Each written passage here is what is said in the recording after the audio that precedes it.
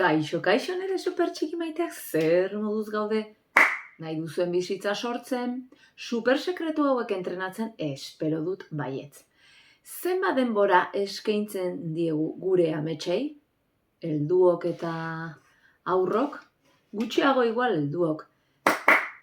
Zergatik bete beharretan zentratuta gaude. Eta hoiek bukatzen ditugunean, ondartxo hoiek dedikatzen diegu gure ametsei.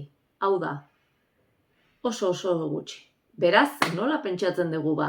Nahi duguna lortzea, gelditu hemen eta ikasiko duzute. Aurrera supertxikeak eta superfamilia.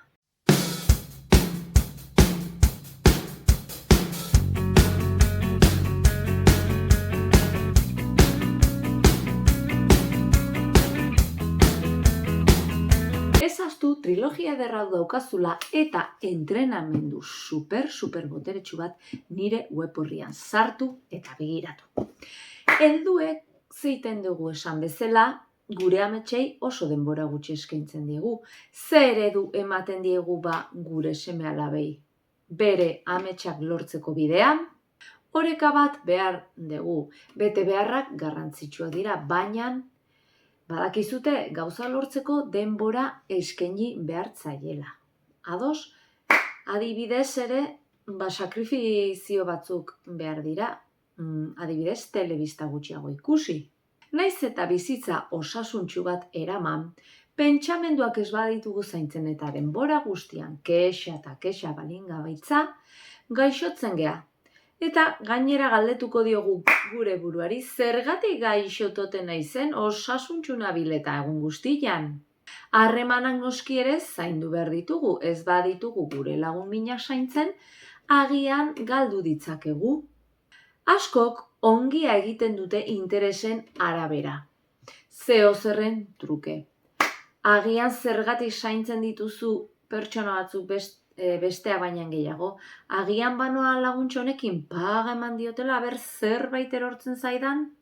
Iraganeko arazoak atzean utzi behar dira. Askoz garrantzitsuago da beti etorkizuna ikustea eta ari arreta jartzea.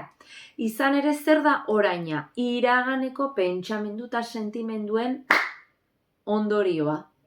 Eta errepikatzen baditugu pentsamendu eta sentimendu hauek etengabe berdina bizitzen arituko gara. Helduak beti eredu gea. Gure seme-alabei eredu honen emateko zaindu behar dugu dena. Pentsamenduak, sentimenduak, mugitzen dugun gorputza dez, pentsamendu positiboak izaten laguntzen badiegu, harreman osasuntxoak mantentzen, harreman hoiek zaintzen, eta bar. Behin gure helburu edo desioa lortuta, demagun gure desioa zela ausartagoa izatea bizitzan. Behin lortzen ditugula ezaugarri horiek, ezin dugu erlajatu. Egunero jarraituko ditugu pentsamendu ausartekin eta ekintzak eramanez. Zergatik? Beti ukiko dugulako joera lehengo patroietara itzultzeko. Hau guztia bizitzako eremu guztietan ematen da. Zerbait lortzen dugunean, normalean zer egiten dugu. Erlajatu eta gauza galdu ditzakegu. Adiskidetasunean ere gertatu daiteke hori. Zein da sekretua? Iraunkortasuna. Diziplina hori, konstantzia hori, mantentze hori. Ados? Askotan saria ez da berehalakoa. Beraz, jarraitu behar dugu, ekin eta ekin lortu arte. Horixe da sekretua. Ze iruditzen zaizue? Ados zaude, konta idazu hemen. Aurrera supertxikeak eta superfamilia.